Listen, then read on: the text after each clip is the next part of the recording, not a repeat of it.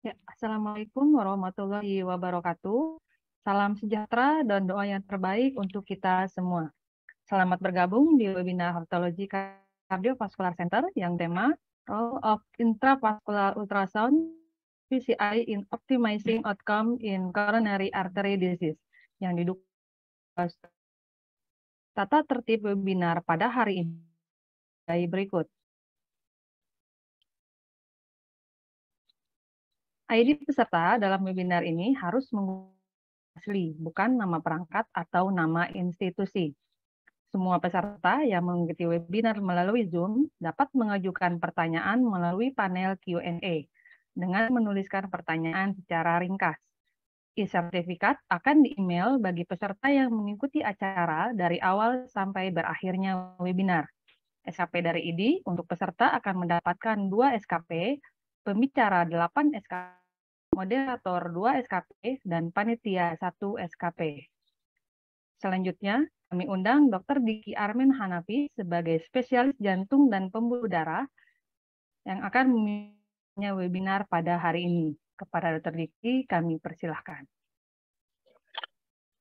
Terima kasih Bu Diah. Assalamualaikum warahmatullahi wabarakatuh. Salam sejahtera bagi kita semua. Ya, webinar kali ini adalah penggunaan pengukuran fisiologik dan intravascular ultrasound dalam hal ini untuk menilai atau untuk membantu kita dalam intervensi koroner, ya, terutama kalau intervensinya kompleks. Kita punya 2 pembicara untuk siang hari ini, yaitu yang pertama adalah Dr. Dafsah dan yang kedua adalah Dr. Denio. Saya sendiri adalah Diki Hanafi. Ya, penggunaan intravascular ultrasound sekarang sudah mulai lebih banyak digunakan karena bisa menilai suatu lesi jauh lebih baik daripada hanya menggunakan kontras dan X-ray. Dalam hal ini, tindakan intervensinya pun akan jadi jauh lebih tepat sasaran, tepat ukuran, dan pengembangan pemasangan intervensi stand-nya juga akan lebih detail dalam hal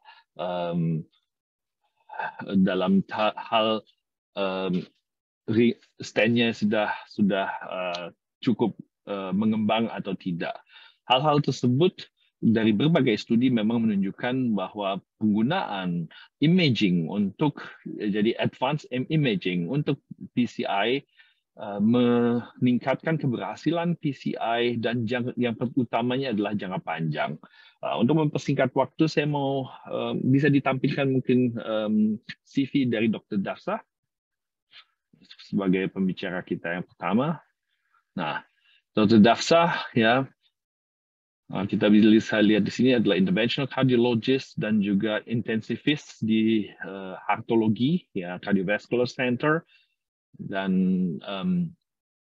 selain itu, Dr. Dafsah juga aktif di Rumah Sakit Jantung Harapan Kita sebagai kepala divisi bagian intensif dan di CVCU. Dan beliau ada juga adalah seorang interventional cardiologist yang dididik di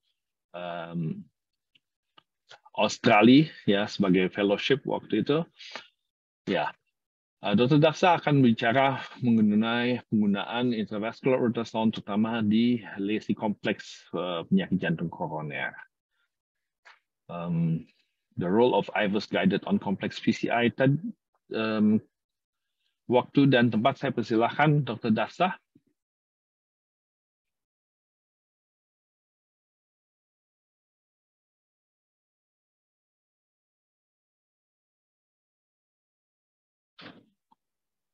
Masih mute, Dr. Dafsah? Coba di unmute. Oke, baik. Silakan. Waktu dan screen untuk Dafsah. Mungkin ada perbedaan judul sedikit ya. Judul ya tadi, role fisiologinya juga memang penting. Silakan. Ya. Oke. Baik. Jadi judulnya adalah Raw Physiology dan Imaging in PCI ya. Ini disclosure saya. Jadi kemudian selanjutnya mungkin kita perlu ada klarifikasi mengenai definisi pada clinical sindroma klinis pasien dengan chronic coronary. Jadi kalau angina, yang dimaksud dengan angina adalah chest pain karena iskemia miokard. Sedangkan myocardial iskemia itu adalah cardiac electromechanical dysfunction akibat dari suplai darah yang kurang. Jadi belum tentu seorang yang mengalami myocardial iskemia mengalami juga angina, dan begitu juga sebaliknya ya. Kemudian kalau kita juga perlu bedakan mengenai anatomic angioplasti dengan physiologic angioplasti. Jadi anatomic angioplasti tentu adalah revaskularisasi yang dilakukan pada lesi yang pembuluh darah dengan lebih dari 2 mm dengan lesi lebih dari 50%. Sedangkan kalau physiologic angioplasti, revaskularisasi yang dilakukan pada pembuluh darah dengan besar lebih dari 2 mm dengan bukti adanya gangguan fisiologi bermakna bahwa aliran tersebut kurang ya. Sedangkan functional angioplasti adalah revaskularisasi yang dilakukan pada lesi lebih dari 2 mm dengan bukti adanya inducible iskemia, baik dari exercise test maupun stress echo. Jadi di sini penggunaan fisiologik intrakoroner itu, dan kita menggunakan itu sebagai panduan untuk melakukan intervensi koroner, itu disebut sebagai fisiologik angioplasti. Jadi pertanyaannya sebenarnya ada 2 pertanyaan yang sangat mendasar saat kita akan melakukan atau saat kita melihat lesi ya, pada pasien dengan keluhan angina atau myocardial iskemia atau saat kita melakukan angiografi koroner. Yaitu pertama, apakah lesi tersebut bermakna dan mengakibatkan iskemia sehingga kita perlu melakukan sesuatu.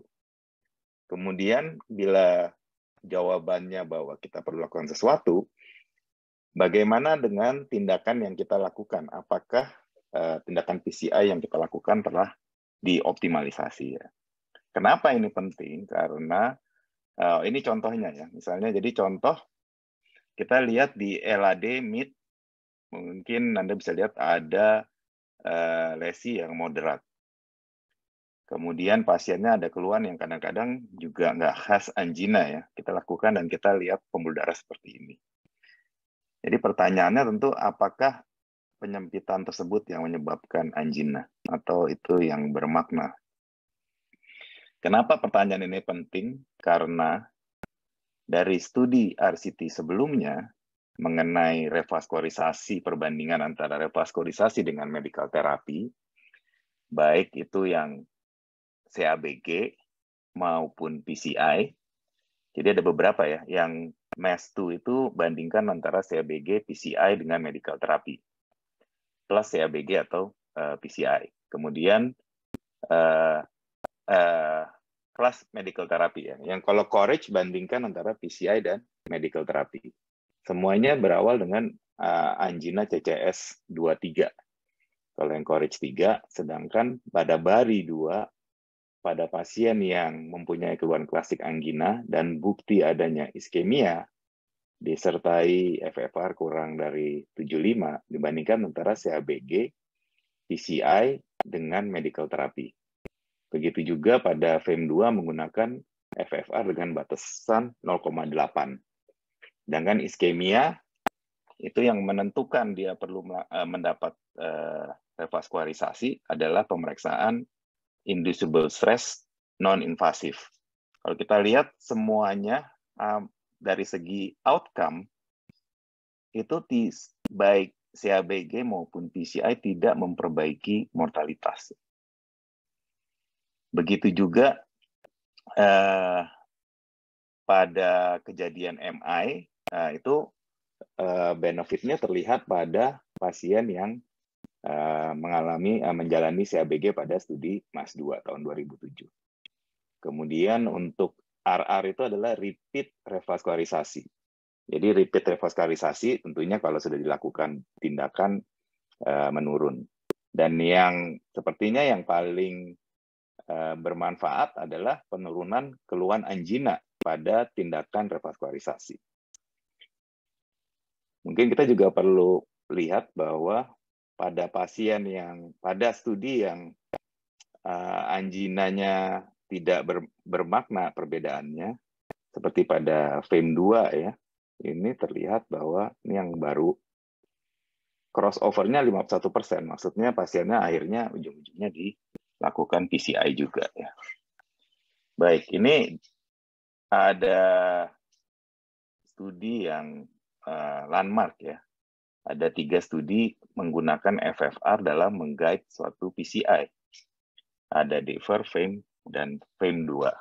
Jadi pada DEVER membandingkan untuk pasien yang FFR-nya lebih dari 0,75 dilakukan PCI dibandingkan dengan medical therapy.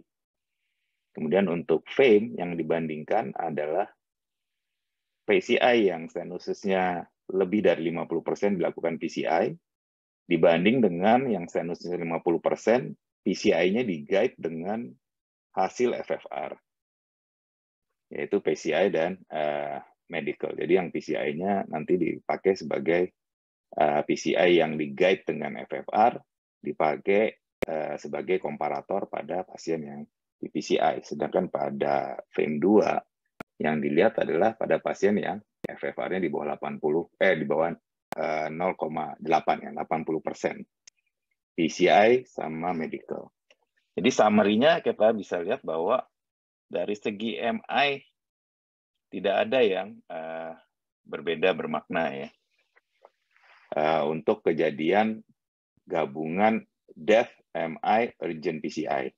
Tapi kalau kita lihat salah satu, bandingkan antara PCI dan medical therapy, itu kita lihat bahwa bahkan yang PCI dapat menurunkan infark miokard.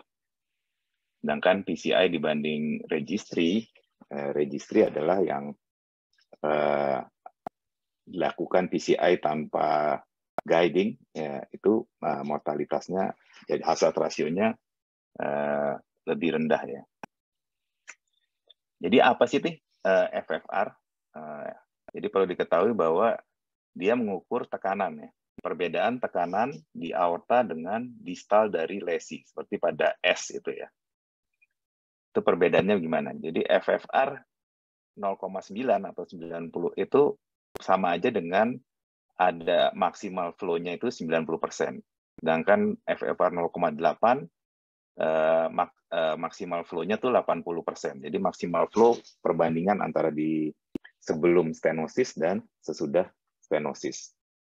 Jadi FFR yang 0,5 ke 0,95 itu akan makin tinggi angkanya, alirannya berarti makin kuat ya, makin besar, alirannya makin besar. Sehingga dengan itu kita tahu bahwa kalau FFR-nya di bawah 0,8, maka dengan melakukan PCI, kita akan memperbesar aliran sehingga mengurangi keluhan anginanya ya. Jadi 7 fungsinya, satu untuk membuat keputusan apa perlu ditreat atau tidak, kemudian juga mencari apakah keluhan itu memang berhubungan dengan lesi yang kita temukan secara angiografi. Kemudian yang kedua juga untuk pasien-pasien yang kalau kita sebelumnya tidak lakukan stress test, atau misalnya pasien keluhan anginanya khas, ternyata pas di angiografi terlihat cuma 50%. Kita tidak melakukan stress non-invasif, mungkin karena kita anggap kita nilai post-test probability untuk CAD-nya tinggi ya. Jadi kadang-kadang kita sering seperti itu. Ini dapat membantu kita untuk memutuskan apakah perlu dilakukan tindakan atau tidak. Jadi kembali ke lesi yang sebelum di awal tadi, lesi yang di mid itu ternyata setelah dilakukan FFR, kita bisa lihat hasil FFR-nya 92 ya. Jadi kita 0,87, kemudian kita ulang 3 kali 0,90 dan satu lagi 0,92. Tentunya ketiga-tiganya semua berada di angka 0,8, sehingga secara fisiologi bila kita memasang stent di lesi tersebut, kita tidak akan ada benefit pada pasiennya ya. Tidak akan memperbaiki flow karena flow-nya sudah presentasinya sudah tinggi ya. Jadi kapan kita perlu melakukan pemeriksaan FFR? Jadi pemeriksaan FFR kita perlu lakukan dengan melihat hasil dari studi ini dari Tonino ya. Jadi kalau lesinya di atas 90%, kemungkinan bahwa hasilnya itu akan tidak bermakna atau FFR-nya di atas 0,8 itu 4%. Sedangkan kalau antara 71 sampai 90%, kemungkinan hasil FFR-nya di atas 0,8 itu 20%. Dan untuk yang lesi di 50-70%, itu kemungkinan hasilnya di atas 0,8 atau secara fisiologi tidak bermakna itu 65%. Jadi kalau ngelihat dari data ini tentunya bila kita menemukan lesi antara 50-70%, rekomendasinya adalah melakukan pemeriksaan secara fisiologi untuk memastikan apakah memang perlu dipasang cincin atau tidak lesi tersebut ya. Oke, jadi balik ke lesi yang tadi. Jadi pegangannya adalah kalau FFR-nya 0,8 itu merupakan good surrogate marker sebagai clinical ischemia. Sedangkan kalau di atas 0,8 itu perfect surrogate for absence of ischemia dengan 100% specificity sehingga hampir pasti ini lesinya tidak bermakna bila FFR-nya 0,8. Sedangkan kalau di bawah 0,8 itu adalah keputusan dari operatornya untuk melakukan pemasangan cincin atau tidak. Karena kita lihat tadi dari studi itu ada yang batasannya 0,75, ada yang batasannya 0,8. Jadi 0,75 sampai 0,8 adalah gray area ya. Jadi tadi adalah FFR. FFR itu bedanya adalah dia pemeriksaannya dilakukan pada fase yang hiperemi. Maksimal hiperemia. Dan keadaan maksimal hiperemianya dicapai dengan penggunaan adenosin. Sehingga timbullah pemikiran lain bagaimana kalau kita tidak lakukan maksimal hiperemia dengan adenosin. Karena kadang-kadang respon adenosin itu nggak seragam ya ke semua orang. Ada yang dengan dosis rekomendasinya berefek, ada yang tidak berefek, ya. Tidak merasakan apa-apa saat diberikan adenosin. Jadi yang confirm itu berefek harusnya dia merasakan sesuatu ya. Bahkan kadang-kadang heart rate-nya pun turun, terjadi junctional rhythm karena bekerjanya di AV node ya. Kemudian kalau nggak perlu adenosin tentu akan jauh lebih cepat dalam mengakses, sehingga cheaper, lebih murah. Dan kedua, kita nggak perlu khawatir mengenai efek samping dari obat adenosin yang kita berikan. Apa sih perbedaannya antara yang perlu hiperemia sama yang resting indice? Ya. Jadi resting indice tergantung company-nya dari mana. Ada terminologinya beda-beda ya. IFR, ada yang dibilang RFR, ada juga DFR. Tapi itu secara fisiologi itu yang disebut tiga-tiganya disebut resting index. Dan apa bedanya dengan FFR? Bedanya hanya cara pengukuran tekanannya ya. Jadi kalau FFR pengukurannya itu di rata-rata mulai dari fase sistolik hingga diastolik. Sedangkan untuk yang resting index itu yang nilai hanya pada fase diastolik. Bahkan EFR adalah fase akhir dari diastolik yang digunakan dalam menilai membandingkan fase akhir di aorta sama fase akhir distal dari lesi. Ya.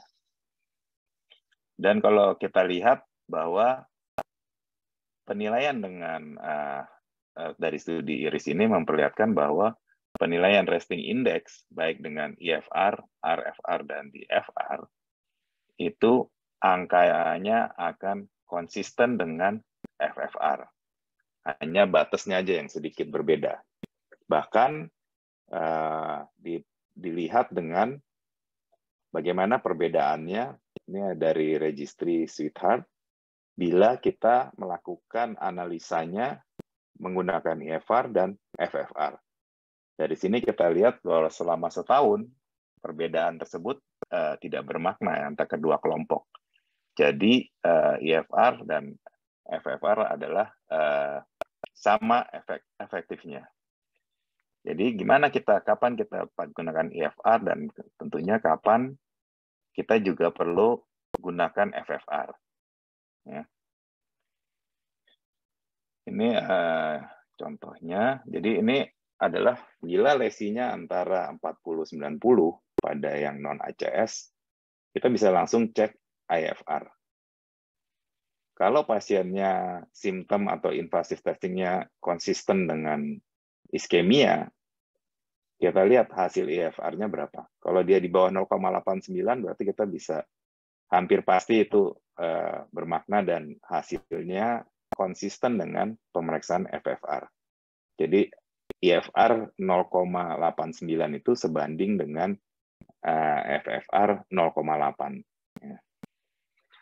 Sedangkan kalau IFR-nya di atas 0,93, pasiennya ada keluhan dan pada stress test ada iskemik, kita bisa yakin bahwa pemberian pemasangan cincin pada pasien ini tidak akan memberikan benefit.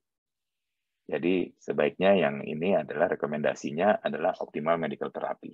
Tapi kalau pada di gray area antara 90-93, kita harus perlu pertimbangan FFR untuk konfirmasi aja. Ya.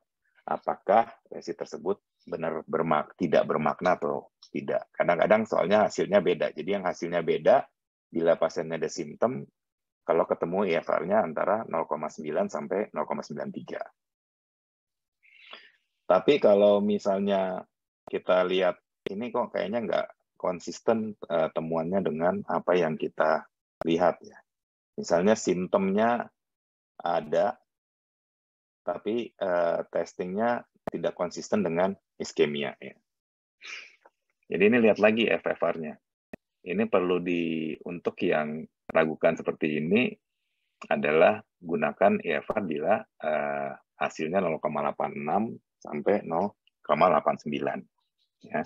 Itu perlu di FFR untuk konfirmasi. Ini beneran FFR-nya di atas 0,8 atau di bawah 0,8 atau tidak. Ya. Tapi kalau di bawah 0,86, ya, tinggal langsung pasiennya bisa justified untuk dilakukan PCI.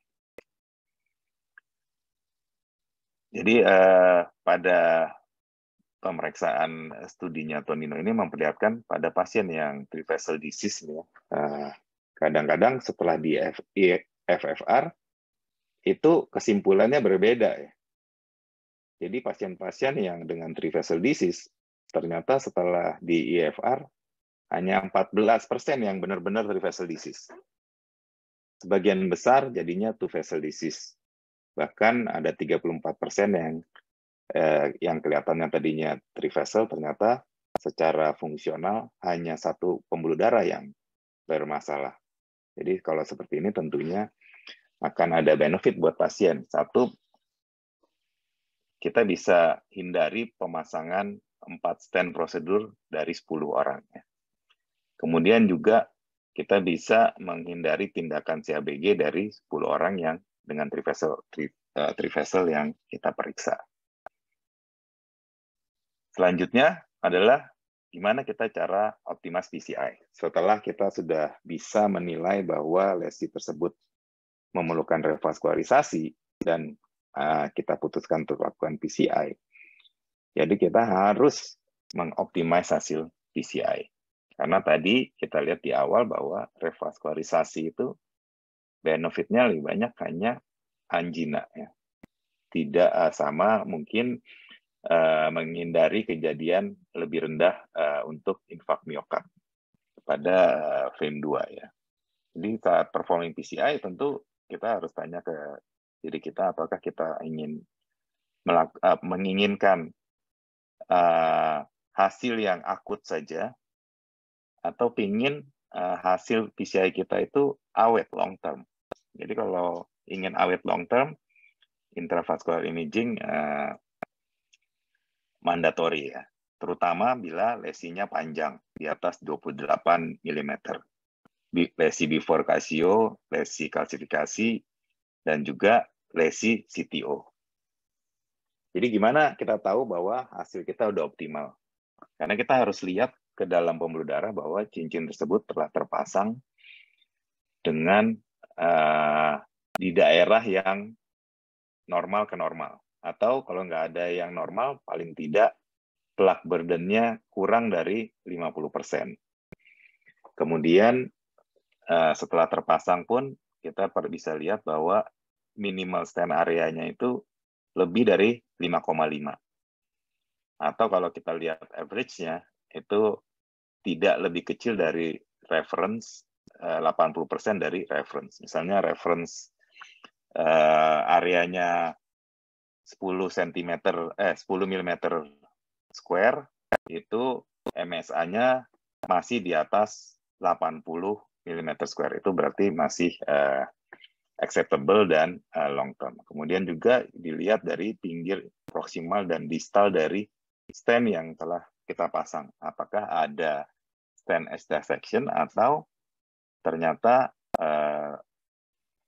implantasinya di daerah yang plaknya lebih dari 50%. Karena kalau lebih dari 50% itu resiko stent stent trombosis dan juga restenosis jadi meningkat. Ya, jadi dalam hal mengevaluasi sebenarnya ya untuk mencapai hasil tersebut kita perlu preparasi lesi. Supaya preparasi lesinya baik, kita harus lihat apakah lesi tersebut cukup dilakukan persiapan dengan balon atau harus ada alat device atherectomy yang untuk membantu membuat pecahan dari kalsifikasi. Jadi saat evaluasi itu yang paling utama karena kita ingin stand-nya ekspansinya cukup. Kenapa kita khawatir dengan kalsifikasi? Ya, saya rasa kita tahu bahwa kalsifikasi compliance-nya rendah. Sehingga bila kita tidak melakukan pemeriksaan intravaskular dan tidak tahu ukuran pembuluh darahnya besarnya seperti apa, besarnya berapa, kita punya tendensi akan menggunakan balon yang lebih besar dari yang pembuluh darahnya. Karena kita nggak tahu ukurannya sebenarnya berapa. Pembuluh darah bisa negatif remodeling atau bisa juga positif remodeling.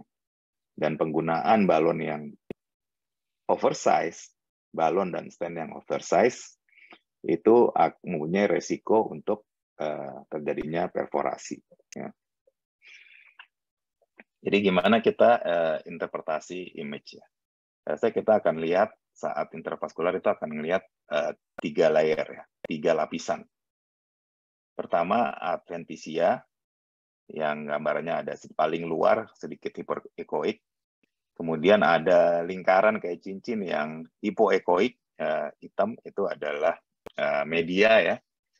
Media ada eksternal lamina dan juga ada bagian internalnya ya. Kemudian ada intima. Intima adalah gambaran yang hampir kurang hiperekoik dibanding adventitia. Kalau kita lihat di slide yang sebelah kanan, yang lumen itu paling rendah, yang warnanya merah, ya. Sedangkan yang hijau adalah besar pembuluh darah aslinya. Ya, jadi ini udah ada plak-plaknya, udah tebal sehingga lumennya mengecil. Dan kita tidak akan tahu besarnya pembuluh darah kalau kita tidak melihatnya dari bantuan pencitraan dari dalam, baik maupun iFuse maupun OCT, ya. Jadi intima, media, dan adventitia. Jadi yang intima itu relatif ekogenik dibandingkan lumennya, jadi lebih ekogenik dibandingkan lumen. Kemudian kita lihat media itu yang paling tidak ekogenik, ya, hipoekogenik. Kemudian adventitia, ekogeniknya dibanding dengan media atau dan juga lebih ekogenik dibandingkan media, ya. Kemudian kita juga lihat kayak ada gambaran reverberasi di dalam lumen, itu adalah reverberasi dari kawat, ya, wire-nya, ya. Kemudian bagaimana mengidentifikasi kalsifikasi, karena tadi kalsifikasi adalah suatu hal yang paling less compliance, ya. Sehingga kita perlu tahu kalau misalnya itu pasien kita di lesinya ada nggak. Jadi yang hampir mirip itu fibrous plaque, tapi kalau fibrous plaque itu juga sama-sama hiperechoic, tapi bagian posteriornya tidak ada acoustic shadow. Kalau ini kita lihat ada lapisan hiperechoic yang berhubungan langsung dengan lumen, ya. Kemudian posteriornya yang di bintang itu terdapat acoustic shadow. Jadi gambaran hiperechoic ini memberikan informasi bahwa itu adalah bagian yang keras, ya, kalsifikasi. Kemudian juga kita saat menggunakan iFuse saat paling distal itu kita juga perlu cari bagian mana yang sehat. Sekalian kita menentukan untuk mencari landing zone-nya mau di mana. Di mana stent tersebut akan mulai diimplantasi bagian distalnya. Sebisa mungkin sehat, tapi selama dia plaque burden-nya di bawah 55%, itu long term patensinya masih sebanding, ya. Makanya kita juga perlu dapat mengukur atheroma burden. Itu yang disebut plaknya berapa persen, itu adalah sebenarnya atheroma burden-nya berapa. Jadi itu adalah area dari reference pembuluh darah bila dia ini kemudian juga dikurang dengan area dari lumennya dibagi dengan area pembuluh darah reference-nya. Sekarang kita lihat apa buktinya, apa evidence-nya penggunaan iFuse pada pasien-pasien saat melakukan PCI. Jadi ini ada meta-analisis penggunaan PCI dengan drug eluting stent, ya, dengan pasiennya ada 31.000. Tapi memang hanya 10% yang RCT, yang 90%-nya itu observasional studi, ya. Dan kalau kita lihat perbandingan antara iFuse sama angio itu hampir 50-50, dan pasiennya di sini mungkin yang ada yang CTO, bifurcatio, jadi ini all comers, ya. Ada yang complex lesion, termasuk left main, dan mungkin 90%-nya tuh others, ya. Setelah di match antara iFuse dan tanpa iFuse dari segi lesinya, kita bisa lihat MACE, death, myocardial infarct, dan target revaskulisasi, target pembuluh darah revaskulisasi, dan target lesi revaskulisasi, serta stent trombosisnya, itu kita bisa lihat favors ke arah iFuse, ya. Sehingga benefitnya dengan setelah di match propensity-nya ada kurang lebih 10.000 pasiennya, dan hasilnya favors ke iFuse untuk MACE, death, MI, stent thrombosis, target lesion revaskulisasi, dan juga target vessel revaskulisasi. Ini memperlihatkan untuk RCT, gimana kalau RCT-nya saja yang dilakukan meta-analisis ya. Satu, iFuse XPL itu pada lesi yang panjang di atas 28 mm, CTO iFuse pada pasien dengan CTO, dan juga riset iFuse pada yang long lesion juga ya. Ini sini kita lihat angiographic guidance dan iFuse guidance, baik dari MACE, baik secara intention to treat analisanya, baik dan juga analisa per protokol, yaitu kejadian insidence-nya lebih rendah bila menggunakan iFuse. Sedangkan cardiac death, myocardial infarction, dan thrombosis juga lebih rendah menggunakan iFuse, ya, terutama pada infark miokard. Tapi kalau dari segi kematian dan stent trombosis tidak berbeda ya, tapi kejadian infark miokardnya lebih rendah.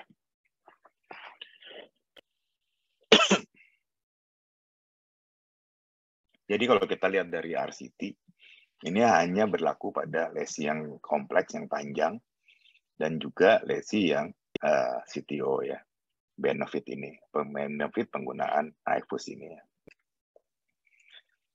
Jadi kalau saat penggunaan iFuse ada workflow-nya.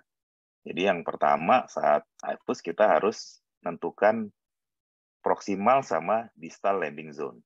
Jadi ada iFuse 1, 2, 3. Jadi one-nya adalah tentukan distal sama proximal landing zone.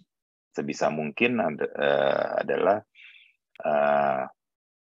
segmen yang normal atau kurang dari 50% plaque burden-nya. Kemudian setelah menentukan proximal dan distal landing zone, kita evaluasi plaque di lesinya. Ya. Apakah ada klasifikasi sehingga kita perlu alat-alat khusus dalam melakukan persiapan sebelum dipasang cincin. Kemudian yang ketiga adalah menentukan reference size yang distal dan juga yang proximal, agar kita tahu nanti ini akan menggait kita dalam penggunaan ukuran balon ya, terutama kalau pasiennya klasifikasi. Kalau pasiennya nggak klasifikasi, mungkin kita nggak perlu menggunakan balon dengan rasio 1:1. Jadi ini yang kita cari sebenarnya, yang paling kiri. Ini terlihat pembuluh darahnya normal ya. Sedangkan yang sebelah tengah itu ada plaque burden-nya. Itu kita perlu kalkulasi dulu berapa besar atheroma burden-nya. Dan ini bisa dilakukan di mesinnya ya. Sehingga kalau ini di bawah 50%, ini bisa dipakai sebagai pending zone. Sedangkan yang paling kanan ini jelas disease, karena juga lumennya kecil, plaque burden-nya udah pasti lebih dari 50%. Ini bukan tempat yang untuk mengimplantasi stent ya, sebagai proximal edge maupun distal edge-nya.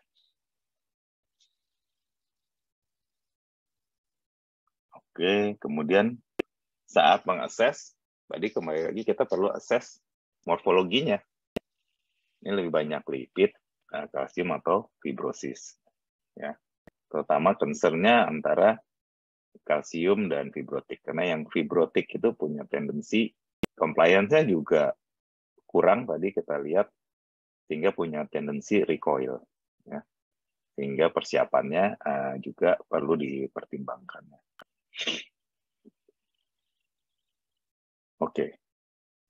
Tadi yang ketiga, ukur pembuluh darah ya. Kita bisa lihat sini ukurannya. Kita lihat proksimalnya kurang lebih diameternya di atas 4,5 ya, 4,5 sampai 4,6. Sedangkan di distal itu diameternya antara 4 ya, di atas 4. Jadi distal 4, proksimalnya 4,5. Namun mungkin di tengahnya itu hanya 1,62 dengan klasifikasi lebih dari 270 derajat. Nah, jadi sekarang gimana menentukannya, kita perlu lakukan dengan atherectomy atau tidak. Ya, tadi kita baru tahu, yang sebelumnya kita baru tahu hanya diameter vesselnya yang bagian distal adalah antara 4 sampai 425 ya. Jadi tentunya kalau kita mau predilatasi, kalau ada klasifikasinya, ya kita paling nggak pakai balonnya 3,5 ya. Jangan, kalau yang kecilan nanti kita kemungkinan akan terjadi under ekspansi saat implantasi stent di bagian terutama kalau ada klasifikasinya. Oke, yang ini kita bedakan antara superficial dan deep calcium. Yang kuning ini adalah superficial berhubungan langsung dengan lumennya, sedangkan yang merah adalah deep calcium. Dia biasanya ada di media ya, di media sehingga ini biasanya tidak mempengaruhi kemampuan ekspansi dari stent. Jadi untuk menentukan apa kita perlu device atherectomy, hingga kalau misalnya ternyata skornya di atas 1 atau 2, di atas 1 ya, jadi mulai dari skor 2, 3, 4, dan fasilitasnya tidak punya atherectomy device, sebaiknya tidak diteruskan tindakannya. Itulah penting menggunakan IFUS, karena kemungkinan besar akan ada masalah mengenai ekspansi dari stand-nya ya. Jadi ada 3 variabel yang dilihat, yaitu sirkumferensial dari kalsium. Apakah dia 360 derajat atau tidak. Kalau dia 360 derajat, berarti seperti ring, itu dapat poin 1. Sedangkan yang berikutnya adalah kita lihat apakah ada juga kalsifikasi yang lebih dari 280 derajat. Jadi nggak hampir 360, tapi nggak 360 ya. Kalau ada kalsium yang seperti itu, kita harus menilai panjang dari kalsium kalsifikasi yang arc-nya lebih dari 220 derajat ya. Kalau dia lebih dari 5, itu dapat poinnya 1. Kemudian berikutnya adalah apakah ada kalsium nodul. Kalau ada nodul kalsifikasi, itu dapat nilai juga 1. Vessel diameter. Kalau vessel diameternya kurang dari 3,5, itu juga nilainya 1 ya. Kalau ada kalsium dengan vessel diameter kurang dari 3,5. Sekarang bagaimana, yang mana yang dimaksud dengan sirkumferensial kalsium? Jadi sirkumferensial kalsium bentuknya kayak ring, jadi gambar yang paling kanan ya.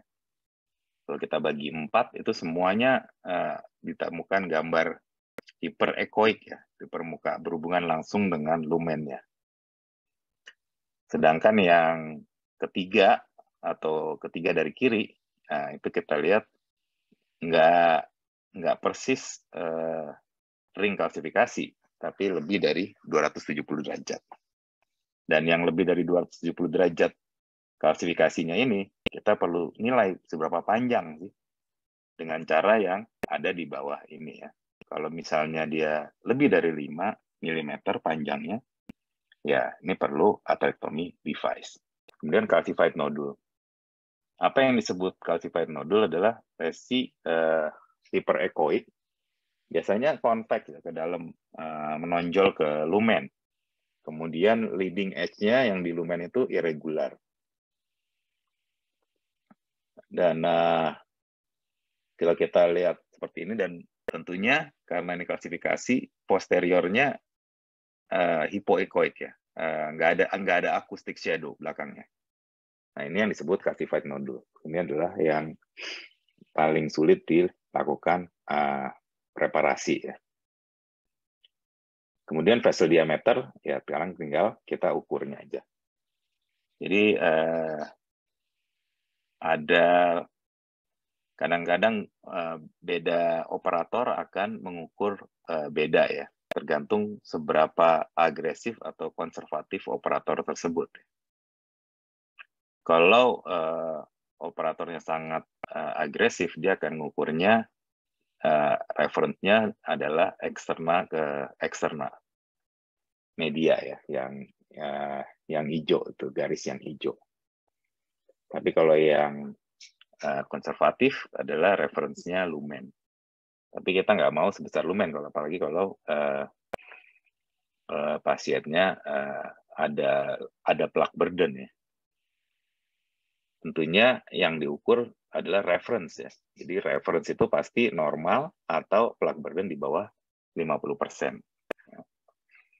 Dan ukuran vessel ini yang dipakai nantinya untuk melakukan predilatasi dengan non-compliant balon 1:1 bila lesinya banyak kalsium skornya di atas 1 ya. Hasilnya 2, 3, atau 4. Jadi contohnya di sini ya. Ini yang ditemukan hanya 360 derajat lesinya, namun panjangnya nggak lebih dari 5. Karena skornya 1, ini bisa dilakukan dengan tanpa atherectomy device ya. Tapi kalau yang nomor 2, udah ada calcified nodule, kemudian panjang dari segmen kalsifikasi lebih dari 270-nya hampir 9 mili, kemudian vessel diameternya juga kecil, ini yang menjadi stent ekspansinya bermasalah ya. Ini hanya 55% dari reference-nya ya. Sehingga ini akan mempunyai risiko untuk terjadi stent trombosis dan juga restenosis. Jadi yang dimaksud dengan atherectomy device itu adalah cutting balon, scoring balon, rotational atherectomy, orbital atherectomy, dan intravascular lithotripsy ya. Jadi antara yang mechanical ya, mechanical dengan rotasi ada 2, orbital dan rotational atherectomy. Perbedaannya orbital saat dilakukan akan menghasilkan lumen area yang lebih besar dibanding kalau kita menggunakan rotational atherectomy. Namun setelah dilakukan dilatasi dengan balon non-compliance dan dipasang cincin, itu minimal stent area-nya, hasil akhirnya intinya tidak beda dalam hal minimal stent area-nya. Sehingga mendapatkan hasil akhir yang lebih baik. Sama baiknya, bukan lebih baik, sama baiknya. Kemudian yang berikutnya, membandingkan bila setelah dilakukan menggunakan cutting balon dalam pemperforasi lesi yang kalsifikasi ya, dengan ataupun tanpa rotational atherectomy. Ya. Di sini kita lihat bahwa baik dengan ataupun tanpa rotational atherectomy, bagian yang pecah dari kalsiumnya itu lebih banyak bila kita menggunakan pasien dengan rotational atherectomy device dan cutting balon dibanding hanya menggunakan konvensional balon. Sehingga inilah yang kita perlu perhatikan karena jumlahnya fracture-nya seperti pada contoh ini fracturing-nya ini memberikan indikasi ya, minimal kita bisa punya 3 area yang fracture seperti yang di gambar panah, itu cukup untuk vesselnya bisa diekspansi dengan balon. Atau kita lakukan debulking. Jadi debulking itu dengan atherectomy, ketebalan kalsiumnya dikikis ya. Dikikis sehingga saat setelahnya bisa dilakukan balon dan bisa ekspansi ya. Makanya penting untuk melakukan expansion trial dengan balon size 1:1. Dan juga post dilatasi juga penting ya, karena balon yang kita pakai untuk NC yang 1:1 tadi biasanya dipakai lagi untuk post dilatasi dengan high pressure. Jadi kita lihat di sini setelah post dilatasi kita mendapatkan minimal stent area-nya bisa terlihat lebih besar ya dibanding sebelum dilakukan post dilatasi dengan balon NC dengan rasio 1:1. Ini contoh berikutnya juga setelah dilakukan pemberian pos dilatasi, kita lihat bahwa bentuknya lebih bulat ya, dan juga minimal stand area-nya lebih besar nampaknya. Dan setelah selesai, kita perlu evaluasi apakah stand yang kita pasang ini sudah optimal hasilnya. Jadi ada 3 langkah juga setelah stand-nya diimplantasi, yaitu pertama, apakah stand-nya diimplantasi di area yang optimal ya, yang normal atau kurang dari 50%, atau itu untuk dipastikan. Karena kalau ternyata mendaratnya di plak yang lebih dari 50%, tentu perlu dipertimbangkan untuk diperpanjang, dipasang cincin lagi di distalnya ya. Kemudian apakah dengan malaposisinya. Kemudian ketiga juga cek untuk optimal stand ekspansi. Jadi yang dilihat adalah minimal stand areanya dari seluruh stand tersebut apakah lebih dari 5,5. Nah ini contoh satu yang optimal landing zone-nya tuh tempatnya yang sehat, sedangkan yang di tengah tampak terlihat bahwa ada stand-nya mendarat di daerah yang plak burden-nya cukup besar. Sedangkan yang paling kanan kita bisa lihat ada gambaran hipoekoik dan juga robekan ya di jam 5 sampai jam 9. Itu perbatasan ini.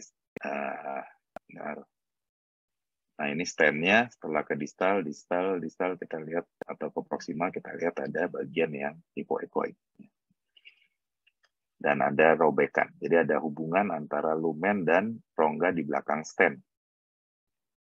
Ya, nah itu berarti ada edge dissection, sehingga ini perlu diperbaiki agar untuk menghindari kejadian sentrombosis dan juga restenosis. Kemudian cek malaposisi, apakah sudah nempel semua ke dindingnya ya. Begitu juga dengan simetris. Ya. Oke. Terakhir ekspansinya. Ya, kita lihat ekspansinya tentunya dengan menggunakan, kalau ini menggunakan reference ya. Lebih dekat kemana? Ke distal atau ke proksimal? Kalau lebih dekat ke proksimal, berarti reference vexel-nya proksimal, kemudian dibandingkan berapa persen perbedaannya antara minimal stand area dengan reference vessel-nya. Ya, idealnya sih di atas 80%. Ya. Baik.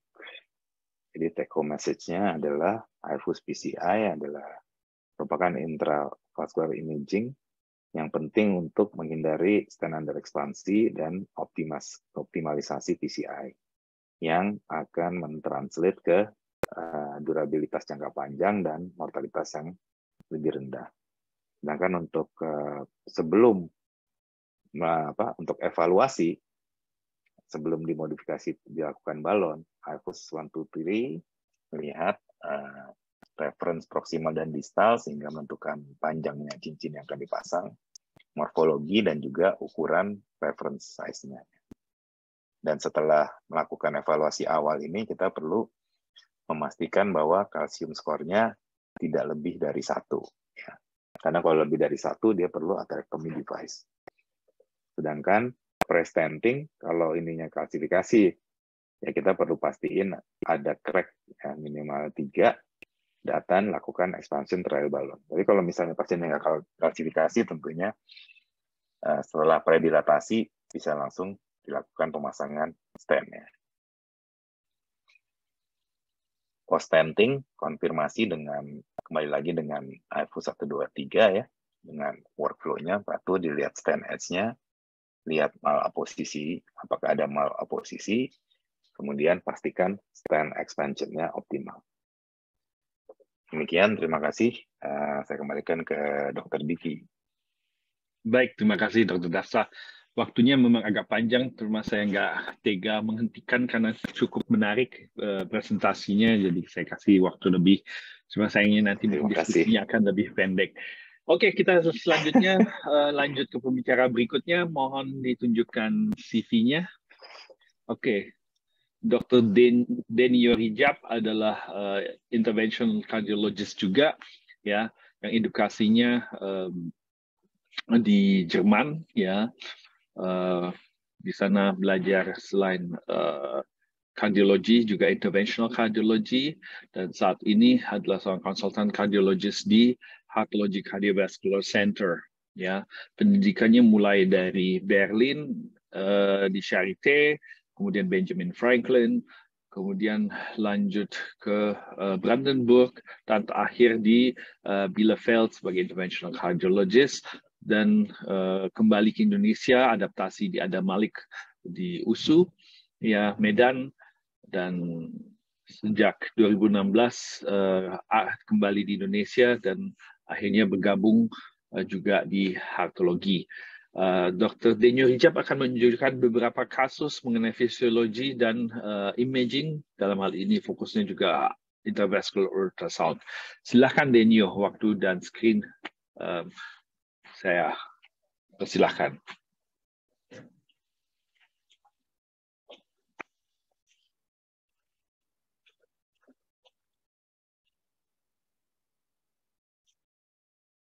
Baik, mungkin kalau ada pertanyaan, mau ingatkan kembali, ada kolom Q&A, silahkan mungkin tuliskan pertanyaan bagi peserta yang hadir, pertanyaannya di kolom Q&A. Terima kasih. Silahkan. Terima kasih Dr. Diki atas introduksinya. Saya akan membawakan tentang, sebentar saya share screen dulu.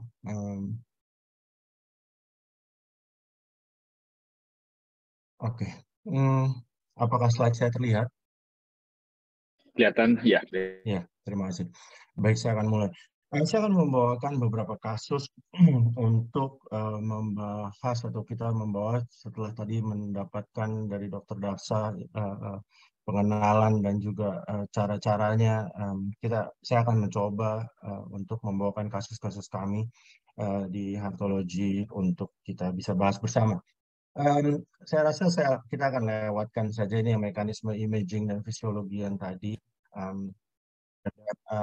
Yang tadi juga udah disebutkan, ada yang hiperemik, pemeriksaannya dengan FFR dengan cut-off 0,8 ke bawah apabila ada iskemia, dan yang dalam hal ini mungkin yang kita akan pakai DFR dengan cut-off di bawah 0,89. Ini tadi juga sudah dibahas oleh Dr. Darsa, saya akan lewatkan saja. Saya akan mulai dengan kasus pertama, Tuan Y dirujuk untuk tindak lanjut hasil MCU dengan tanda iskemia. Dengan tanda iskemia pada saat treadmill. Jadi keluhan dari pasien sendiri terkadang ada rasa berat di dada, dan treadmill testnya menunjukkan iskemia yang positif dengan tanda hipertensi pada saat datang. Pasien tersebut tidak mengkonsumsi obat secara teratur juga. Dengan di EKG ada T negatif di 3 AVF dan ST depresi di V5 V6 dengan tanda-tanda LVH.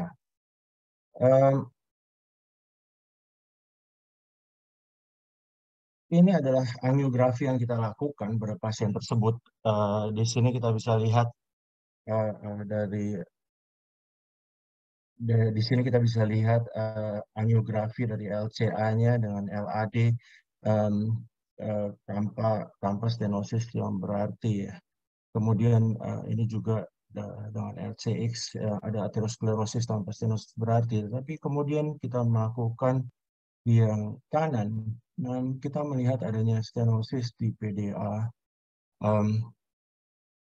Yang dari sisi lain apabila kita lihat stenosis yang cukup berat, ya. Jadi kalau kita lihat ini di sini stenosisnya dengan PDA stenosis yang signifikan berat. Nah, mungkin kita bisa mulai juga dengan polling untuk rekan-rekan sekalian supaya kita bisa bersama-sama berdiskusi apa strateginya. Dengan hasil yang tadi, apakah kita mau direct stenting, apa kita mau fisiologi, apa kita mau imaging atau intravascular ultrasound dalam hal ini. Ya, mungkin dari rekan-rekan boleh memilih. Kita kasih waktu beberapa detik kali ya, panitia. 1. Boleh di stop. Kita lihat hasilnya, bisa di-share. Dan dari rekan-rekan ada sebagian memilih fisiologi, ada yang sebagian memilih imaging. Saya akan tutup di sini.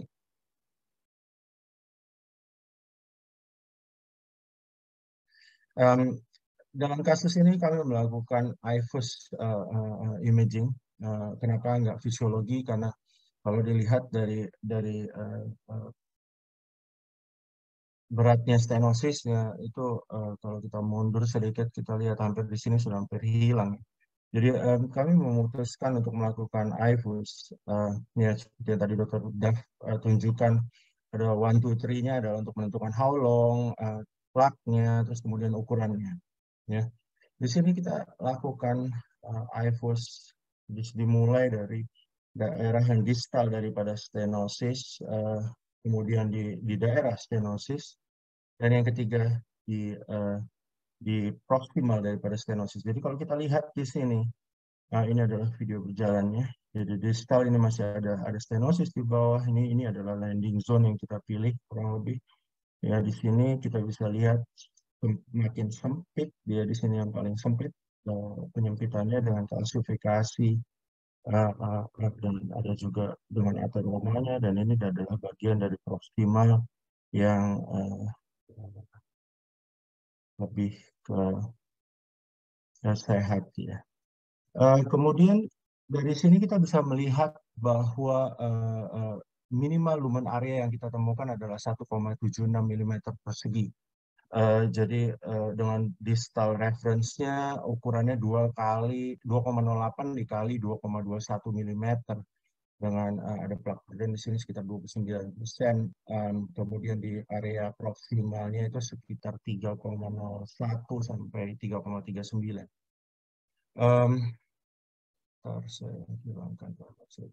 Ya, jadi di sini kita bisa lihat pertama kita ukur berapa besar atau berapa panjang dari lesi yang mau kita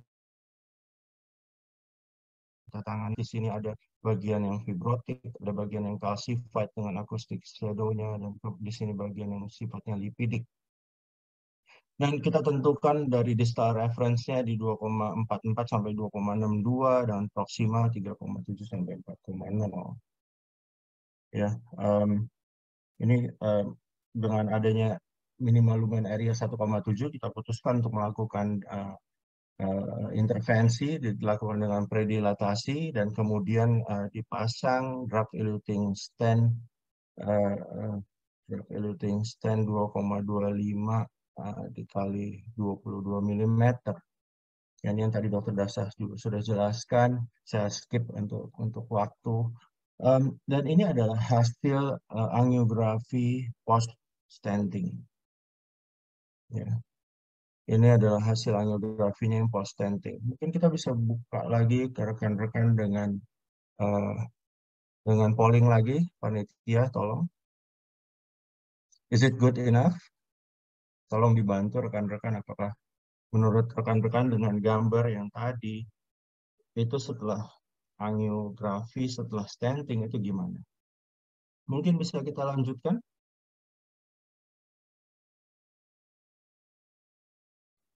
Sebentar kita tunggu hasilnya. Yes, it's good enough. Sebenarnya kalau saya lihat dari mata juga pertamanya saya pikirnya juga hal yang sama, rekan-rekan setuju.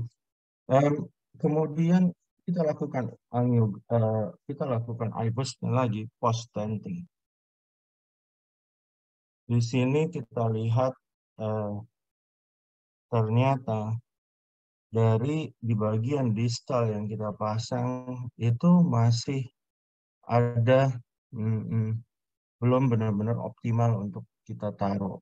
Ya, jadi terus kemudian di bagian yang tengah ini juga reference yang tadi kita ukur sebelumnya sepertinya masih bisa kita buka lebih lebar lagi dengan proksimalnya juga. Kemudian setelah itu kami melakukan profiling, kami melakukan post dilatasi dengan balon 3,0 NC kali 12 mm dengan bagian yang di bagian distal dibukanya nggak terlalu selebar yang di bagian proksimal. Ini adalah final angiografinya.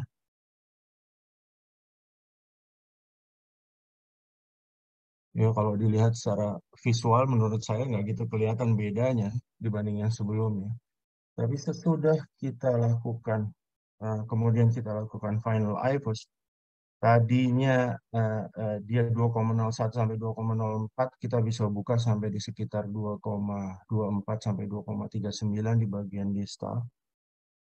Di bagian yang paling sempit yang tadinya cuma 1,76 kalau nggak salah tadi, kita bisa buka sampai ke 4,27. Ya. Dan di bagian yang proksimalnya itu kita bisa buka sampai ke 2,8 sampai 3,2 mm. Ya, jadi kalau kita lihat dari IVUS-nya ini sebentar lagi akan datang, ini dia punya stand dimulai, jadi kita bisa lihat juga di ujungnya di distalnya nggak ada tanda-tanda edge dissection. Ini juga dia udah nempel di dengan ekspansi dan posisinya dengan baik di dindingnya. Ya, jadi di kasus ini yang tadinya di kasus tersebut yang tadinya dipikirin malah tamanya kalau sebelum kita melakukan IVUS itu saya melihatnya kayaknya stand-nya benar-benar kecil antara 2,20, 2,25 mungkin. Nggak terbayang pada waktu setelahnya bisa kita post dilatasi dengan sampai 3, lebih. Kemudian case berikutnya adalah Tuan E, 62 tahun, datangnya sebenarnya cek jantung sebelum rencana DSA.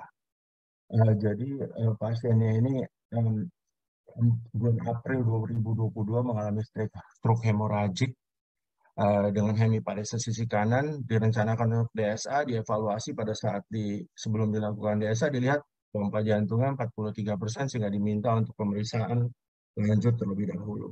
Ya, kalau ditanya anamnesis, kadang-kadang ada juga berasanya dadanya terasa berat.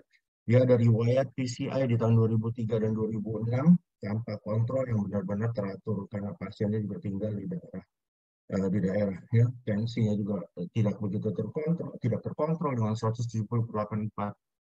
Kita kemudian melakukan angiografi. Dari angiografi ini terlihat adanya di bagian distal, stand bagian yang distal itu terlihat adanya penyempitan. Ya, kemudian di situ di sini mungkin severe ya. Kalau kita lihat ini severe, tapi berpengaruh apa enggak? Tuduh. Rekan-rekan boleh bantu lagi mungkin apakah yang mau dilakukan direct kita scan atau direct intervensi ya dalam hal ini fisiologi, atau kita mau bikin imaging atau IVUS.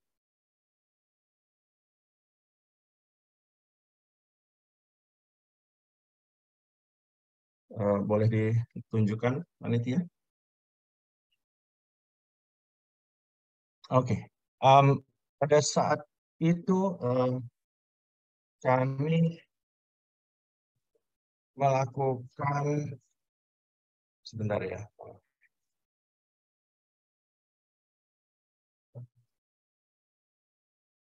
Pada saat itu yang kami lakukan adalah pemeriksaan lanjutan. Kita melakukan pemeriksaan fisiologi. Fisiologinya yang kita lakukan di sini kita lakukan DFR. Yang tadi dari Dr. Dasa yang indices of resting flow, fractional flow. Di sini kita dapatkan DFR 0,82 ya. Dan kemudian atas dasar itu kita lakukan pemeriksaan imaging untuk melihat apa sih yang jadi masalah ya. Jadi go inside the vessel. yang tadi disebutkan juga untuk pre-intervention, peri-intervention, apa-apa, dan di post-intervention yang mau kita lihat adalah penyebabnya apa, apakah ada instant restenosis atau apapun. Ya, dari sini kita lihat bahwa distalnya di 2,06 dan 1,43 dan 1,82, dan dari sini kita bisa lihat juga ada minimal stent area dari 1,27, dan kalau kita lihat pembuluh darahnya besarnya di sini, pembuluh darah besar di sini, stent yang dipasang tuh cuman hanya mencakup sampai ke sini, ya, dengan bagian dari proksimal yang mencapai minimum stent area of 3.1 square millimeter. Ini dari hasil IVUS-nya. Di sini mulai datang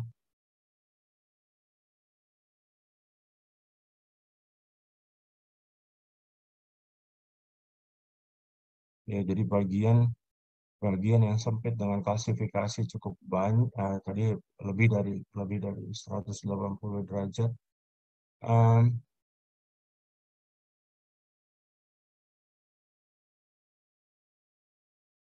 Ini juga stand-nya di bagian yang lebih ke atas ini, sebentar lagi ini juga ada penyempitan lagi dengan klasifikasi. Ini juga penyempitan yang ada, ini adalah side branch dari yang ini tadi barusan, ya. Jadi dari hasil pemeriksaan ini kita bisa menemukan bahwa mungkin salah satu penyebab dari instant stenosisnya adalah under expansion dari stent yang dipasang. Jadi dua stent yang pertama ini yang dipasang pertama kali, yang kemudian ada dua stent lagi tambahan yang dipasang di 2006 kalau saya nggak salah. Ya. Jadi kalau memang di bagian yang atas relatif lebih ya, bagus ya hasilnya dibanding bagian yang bawah. Oke, ini udah bagian yang tidak ada stand-nya kembali, tidak ada stand-nya lagi. Next, atas dasar itu dilakukan dilatasi, predilatasi dengan balon NC. Jadi kita tentukan ukuran yang mau kita kejar. Kalau kita lihat dari bagian ininya bisa kita ukur ring diameter dari vesselnya itu berapa. Jadi dari hasil pemeriksaan pada waktu itu kami mengukur kurang lebih diameter dari vessel di bagian distal 2,25. Kemudian kita step up sampai ke 2,5, dan dengan adanya klasifikasi yang seperti tadi disebutkan dengan klasifikasi yang lebih dari 180 derajat, itu kami melakukan juga kami melakukan dilatasi dengan Wolfram 2,5 kali 15 mm untuk mencapai hasil yang lebih optimal. Dari situ kami melanjutkan dengan drug eluting balloon dengan ukuran 2,0 kali 20 dan 3,0 kali 25. Ini adalah IVUS terakhir yang kami lakukan, ya, dengan hasil akhir di bagian distal 3,5 mm persegi, ya, dan kemudian di bagian mid dengan 3,98 atau 4 mm persegi, dan di bagian proximal 4,6 mm persegi. Yang DFR yang tadi kita buat sebelumnya 0,82 meningkat menjadi 0,89. Maaf. Lanjut dengan case ketiga adalah Tuan R, 68 tahun. Ini dia mempunyai riwayat tahun 2015 dilakukan PCI di LAD dengan keluhan pada waktu itu adalah chest pain. Kemudian dilakukan stress echo di tahun 2021 dengan hasil negatif. Bulan Agustus kemarin, pasien ini menjalani BSA dan kateterisasi jantung, walaupun pasiennya sebenarnya nggak ada keluhan. Jadi ikut sama saudaranya untuk dia ikut bikin DSA-nya. Dan dari situ dapat LAD-nya dengan stand yang paten. Kemudian di MIT RCA dilihat stenosis 70% dan disarankan oleh dokter yang melakukan kateterisasi pada waktu itu untuk dilakukan PCI. Dengan tekanan darah 134/65, ada newly diagnosed diabetes mellitus, mellitus, terus kemudian kita melakukan kateterisasi. Ya, saya akan mengingat waktu kita bahas langsung yang di bagian di RCA-nya, di mana terlihat penyempitannya. Sorry. Di mana terlihat penyempitan. Ya, di sini terlihat ada penyempitan yang mungkin kalau kita lihat secara visual sekitar 70%. Tapi sebelum kita melakukan ini, apa yang mau kita lakukan? Ya, terima kasih. Apakah PCI? Apakah kita intervensi? Apakah kita nggak ngapa-ngapain? Apakah kita mau melakukan pemeriksaan lain? Silakan, rekan-rekan. Dan hasilnya ada yang bilang lakukan PCI, ada yang bilang 36% PCI, 55% melakukan fisiologi. Yang kami lakukan adalah kami melakukan pemeriksaan dengan menggunakan wire. Jadi fisiologi DFR dalam hal ini. Dari hasil DFR-nya kami menemukan 0,99. Kemudian karena pembuluh darahnya besar, ini mau memastikan dan karena memang sudah ada wire-nya di dalam, dan kami lanjutkan pemeriksaannya dengan pemeriksaan FFR. Dari hasil FFR-nya ditemukan hasil 0,93. Jadi pada pasien ini kami tidak dilanjutkan intervensi di bagian RCA. Yang nanti kita bahas. Ini kasus terakhir. Tuan J 46 tahun sebenarnya nggak ada keluhan dia dirujuk untuk pemeriksaan lanjutan karena di hasil medical check up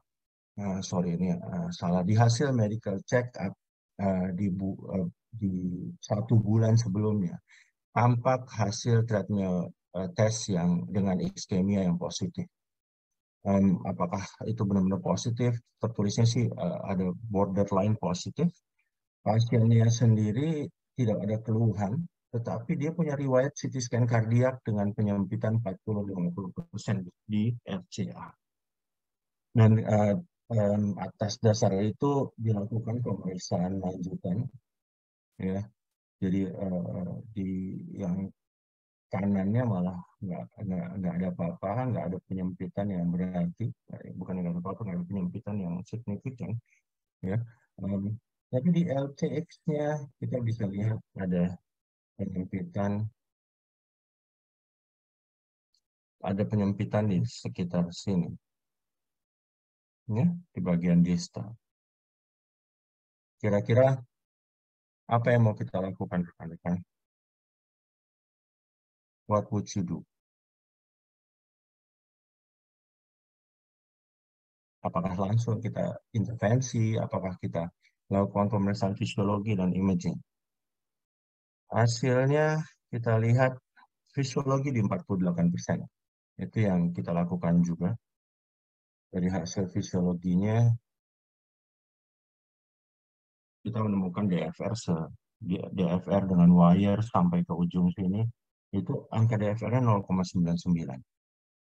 Jadi pada kasus ini juga tidak dilanjutkan dengan ini yang tadi Dr. Daksa sudah sempat mention juga dari defer trial, di mana FFR di atas 0,75 mau dipasang atau nggak dipasang, hasilnya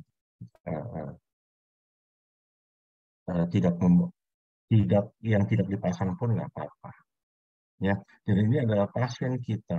Jadi deferral of a functionally non-significant stenosis is associated with a favorable very long-term follow-up in 15 years. Ini pasien kita setelah kurang lebih 1,5 tahun setelah dia datang. Jadi dia kita lakukan stress echo. Saya coba cari gambarnya, maaf nggak dapat.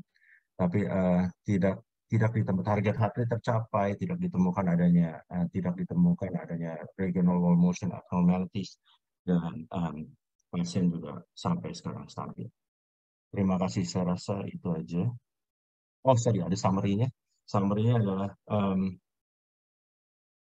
ya, PCI seperti yang tadi, physiology guided PCI usually serve untuk kita untuk tentuin mau diapain, perlu nggak kita apa-apain, mau diapain, perlu nggak kita apa-apain.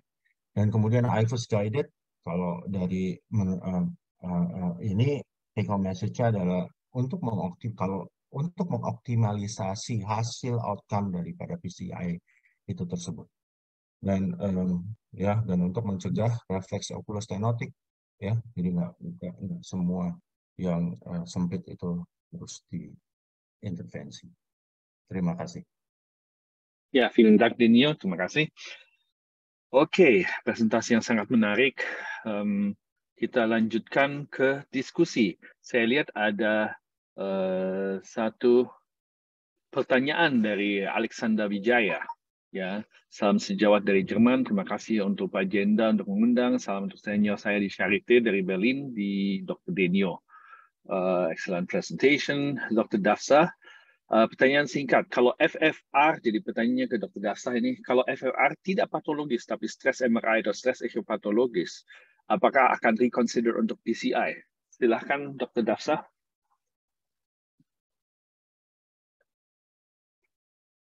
Masih mute, Dafsa?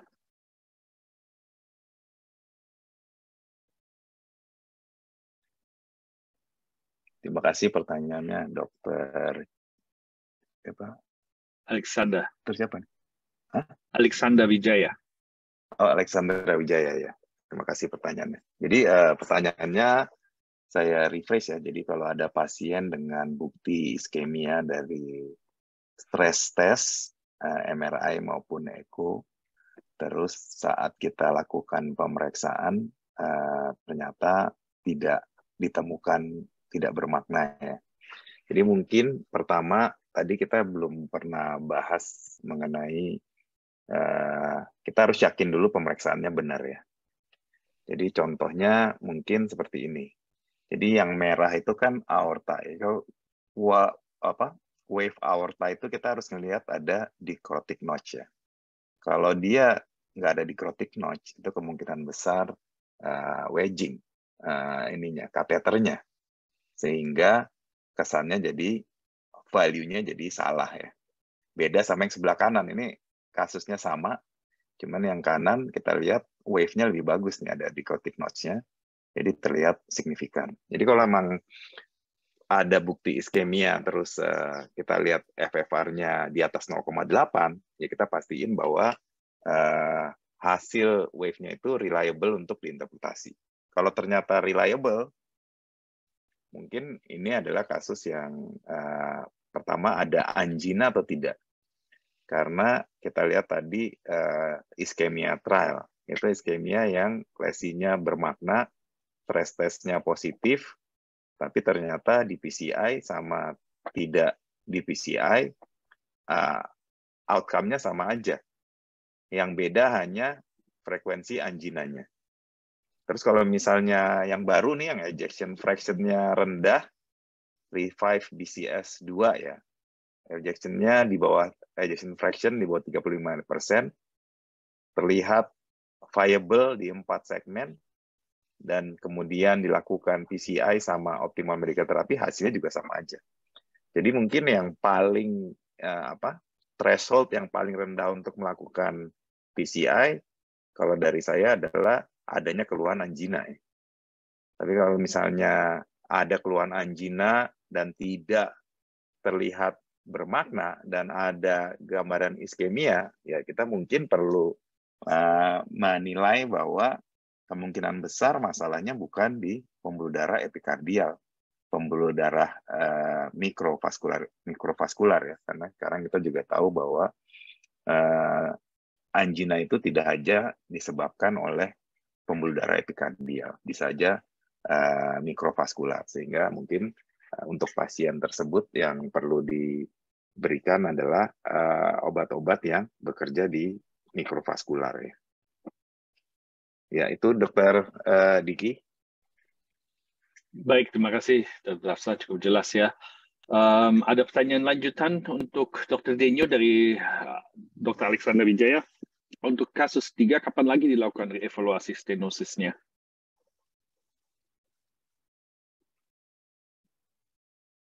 Terima kasih.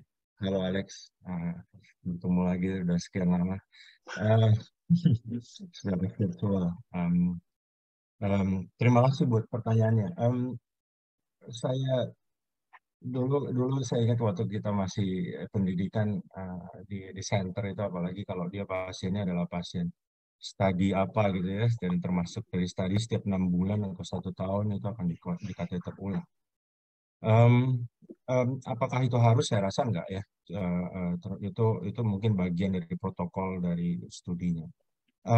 Kemudian saya akan lihat seberapa keadaan dari pasien itu sendiri. Apakah perlu? Seandainya perlu, kalau memang saya tipe yang lebih melihat apakah memang diperlukan untuk melihat apa enggak. Kalau nggak perlu, nggak akan saya ulang.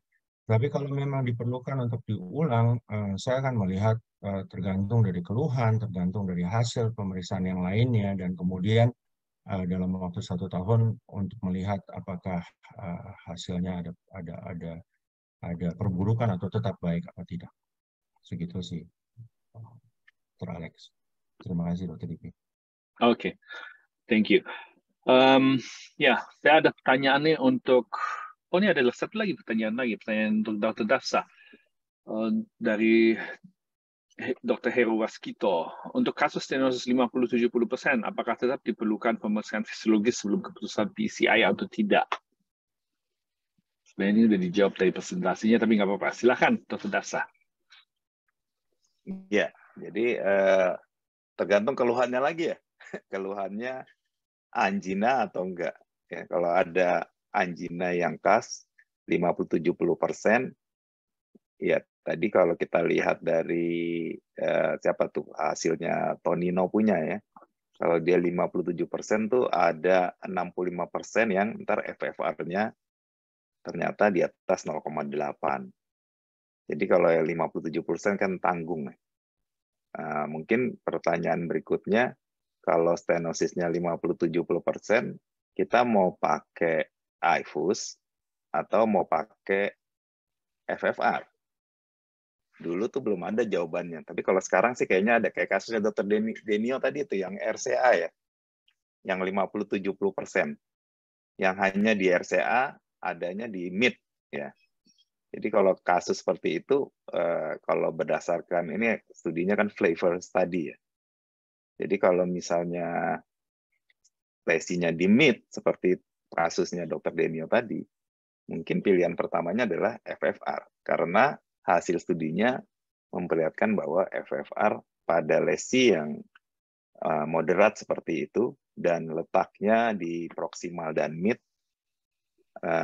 FFR non-inferior dibanding IFUS dalam 1 tahun ya.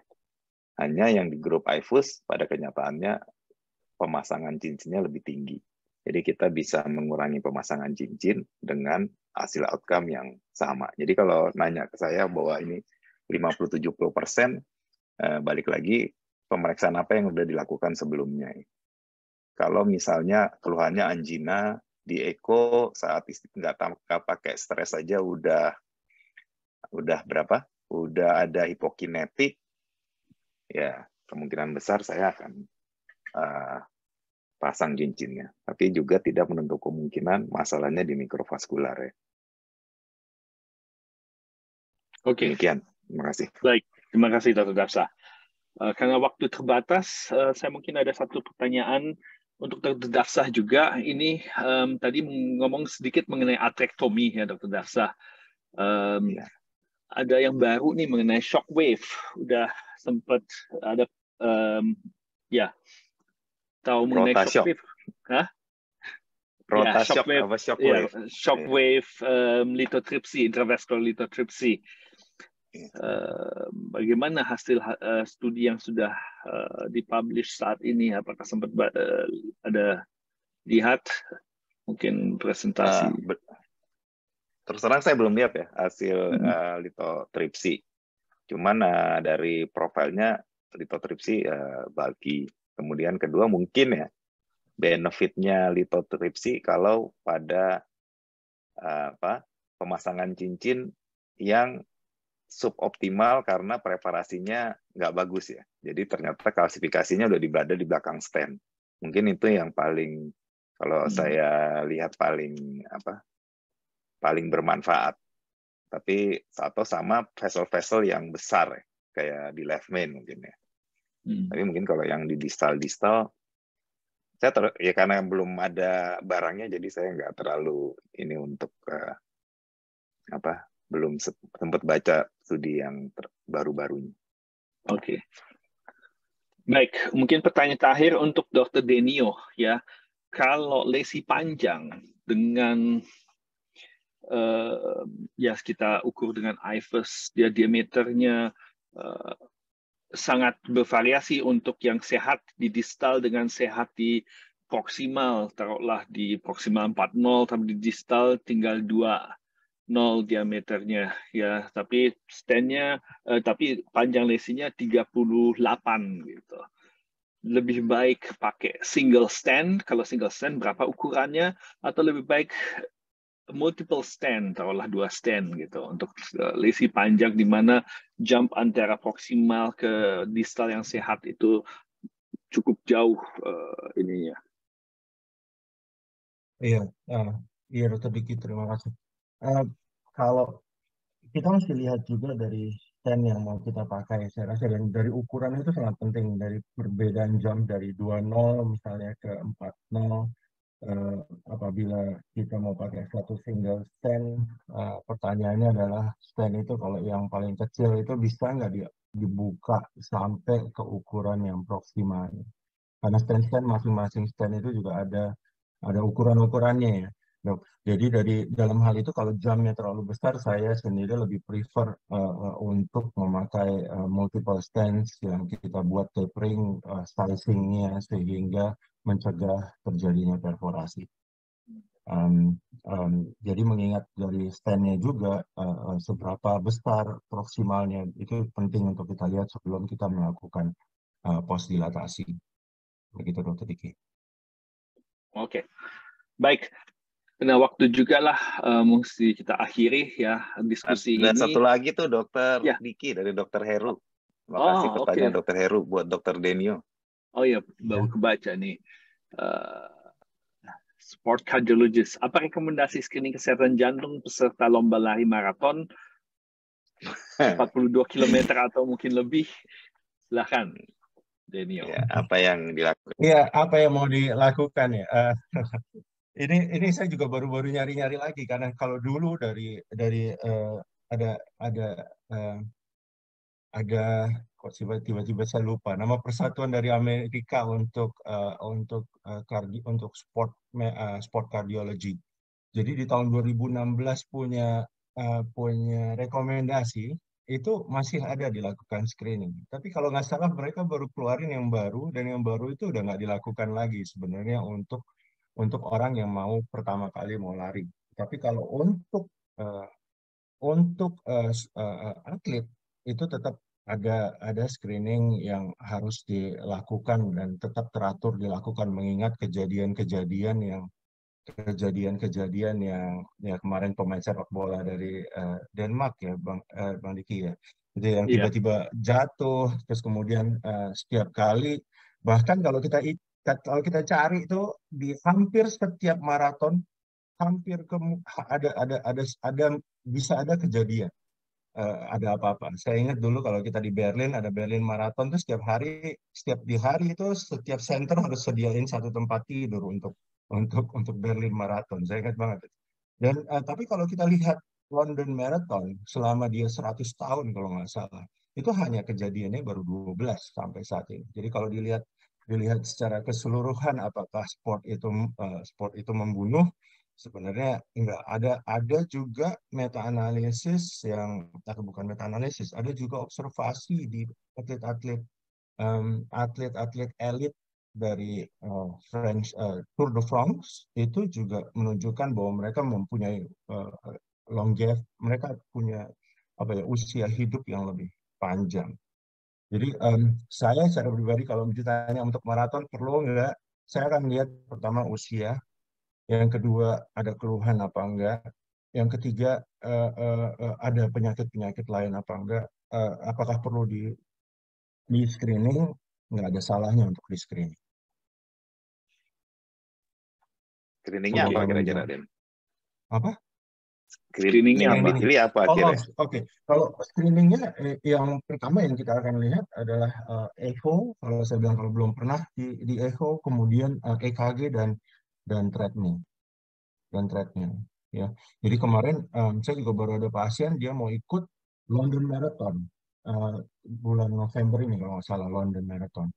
Dia sebelumnya ikut terakhir itu di Berlin. Dan kalau saya tanya sama dia gimana dia lari, gimana dia apa, dia bilang pas di Berlin terakhir 2019 dia ikut itu 2 jam terakhir itu dia pacu jantungnya di 180. Jadi kalau itu udah melewati dia punya 100% dari target heart rate yang diharapkan. Dan pada waktu itu setelah dia sampai ke finish dia kolaps, dia masuk ke dirawat di ini. Jadi kita perlu tahu juga dengan treadmill itu kita bisa melihat seberapa kemampuan kita. Jadi mungkin untuk screening awal dan screening dasar itu yang perlu dilakukan, Dokter Hadi. Terima kasih untuk pertanyaannya. CT scan gimana? CT scan? Kalau CT scan, pastiin perlu makan statin nggak dia? Iya, ya jadi tentu screening kalau kita mau ngomong untuk hidup sehat itu jantung sehat itu sekarang ada Life Essential 8 namanya. Jadi nggak cuman kita lihat dari treadmillnya, nggak cuman kita lihat itu, kita juga harus lihat segala risk factorsnya, tekanan darahnya, kolesterolnya, gulanya, dan lain-lain. Untuk screening melakukan CT scan, saya akan lihat dulu gimana keadaan dari kolesterolnya, gulanya gimana. Selain sebelum melakukan CT scan, bisa juga kita melakukan pengukuran ketebalan intima media di carotid Doppler ya, yang sifatnya lebih secara ultrasound. Dan apabila ada penebalan, bisa dipertimbangkan seberapa besar dia punya seberapa tinggi kolesterolnya. Jadi itu harus semua dilihat secara keseluruhan. Tapi kalau memang pasiennya udah punya ada CT scan dengan kalsium score ya, itu juga dilihat dari angkanya. Kalau dia ada studi yang bilang kalau angkanya di atas 100, dia seharusnya sudah sebaiknya minum statin. Jadi itu menjadi pertimbangan-pertimbangan. Tetapi secara keseluruhan, apakah dengan hasil itu kita melakukan screening CT scan kardiak yang dengan kontras, kita perlu menimbang resiko dan benefit dari pemeriksaan itu sendiri. Begitu, Dokter Dan.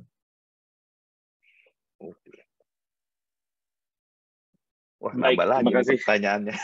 Nambah lagi pertanyaan. Kayaknya waktunya udah cukup ya. Saya nggak bisa lihat baik. pertanyaannya soalnya. Hah? Saya nggak bisa lihat pertanyaannya. Oh ya, masa sih? Oke, nggak apa-apa. Tapi karena waktu juga lah kita harus akhiri diskusi kita ini. Saya ucapkan banyak terima kasih kepada Dr. Dasa dan Dr. Denyu untuk presentasi yang excellent. Ya, juga terima kasih kepada para peserta audiens yang sudah mengikuti acara kita pada sore hari ini, dan kepada organizing committee yang sudah bekerja keras untuk terlaksananya acara hari ini. Juga terima kasih kepada Boston Scientific atas support-nya. Kami dari Heartology Cardiovascular Center, Advanced Uncompromised. Terima kasih. Wassalamualaikum warahmatullahi wabarakatuh. Waalaikumsalam. Terima kasih, Dr. Diki, Dr. Denius. Terima kasih, Dr. Diki, Dr. Dasa, semuanya. Panitia. Saya kembalikan ke Budiah. Terima kasih, audiens.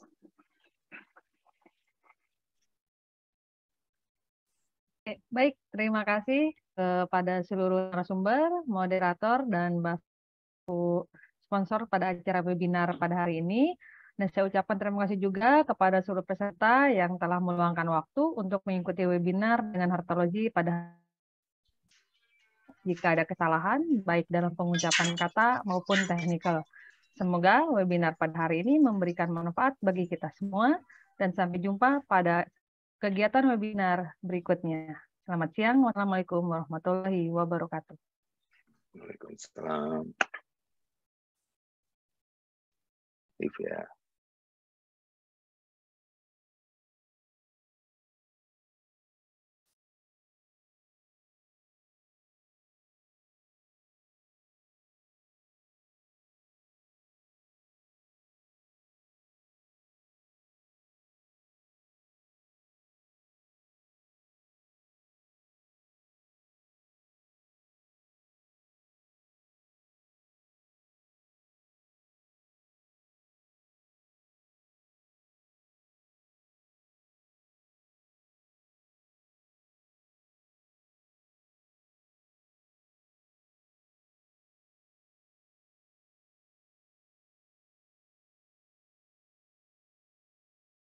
Dan subspesialis, perawat dan teknisi kami yang ahli dan berpengalaman di bidang kardiovaskular, serta ditunjang oleh fasilitas yang modern.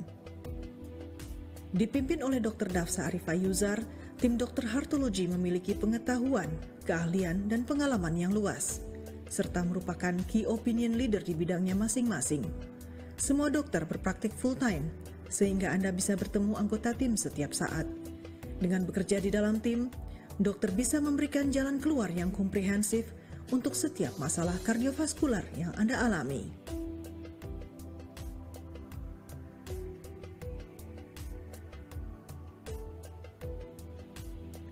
Pengobatan yang berhasil diawali dengan diagnosis yang akurat, dan diagnosis akurat bisa didapat dari tim yang berpengalaman dan peralatan yang modern.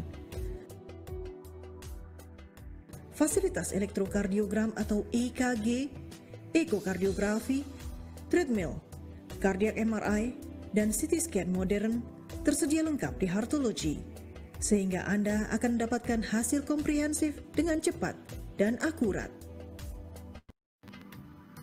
Kami membuat perbedaan ekosistem penanganan yang optimal dengan merancang fasilitas yang menyesuaikan keahlian, dedikasi, dan komitmen para dokter. Dengan cara ini, kami bisa melakukan transformasi dalam mendiagnosis dan menangani penyakit jantung yang kompleks. Hybrid Operating Room dengan pencitraan diagnosis real-time yang tersedia di Heartology merupakan teknologi terkini yang memungkinkan dokter spesialis jantung dan pembuluh darah serta dokter bedah bekerja di satu ruangan operasi, mulai dari mendiagnosis hingga mengerjakan prosedur invasif minimal dan konvensional. Perpaduan teknologi kedokteran modern dan kepakaran dokter hingga diagnosis dan penanganan dapat dilakukan di satu tempat yang akan mengurangi risiko penundaan tindakan, meningkatkan keselamatan pasien, serta mengurangi biaya perawatan.